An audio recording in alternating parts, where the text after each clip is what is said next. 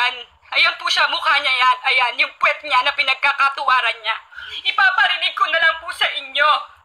Paparinig ko sa inyo, yan po yung nakita ko from gabi na nagkakilala kami na ang bait-bait ko sa kanya, pumeso pa ako. Yun pala, ginagago niyo ko.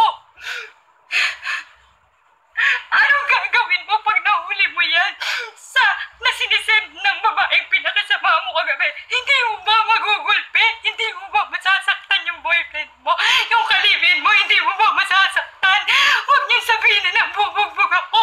Kasi kung kayo ay nasa kalagayan ko, pinakilala ka ng boyfriend mo, si Jelay, girlfriend ko. Ito si tapos girlfriend ko, tapos pinakisamahan kita ng maayos. Pagising ko ng umaga, may sinisin kang ganito kay John, sa asawa ko. Hindi ko po ipapanood sa inyo kasi babae rin po ako. Alam ko pong nakakahiya yan, pero pinakita ko na po sa inyo na siya yun. Nakaso.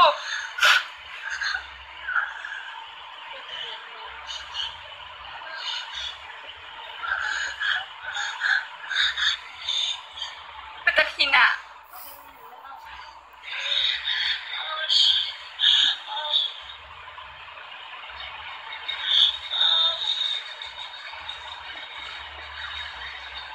Narinig niyo po ba or hindi? Kasi sobrang lakas po ng ungol niya. Yung video na po yan, 3 minuto na nagpipinger siya.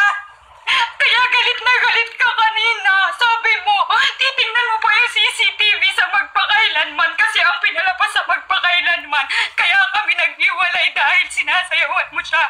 Magpasalamat ka sa magpakailanman kasi hindi pwedeng ipalabas sa TV ang nagpipinger ka na sinet mo sa asawa kong hubad-hubad ka na para kang baboy na 3 minuto kang oh shit, ungol ka ng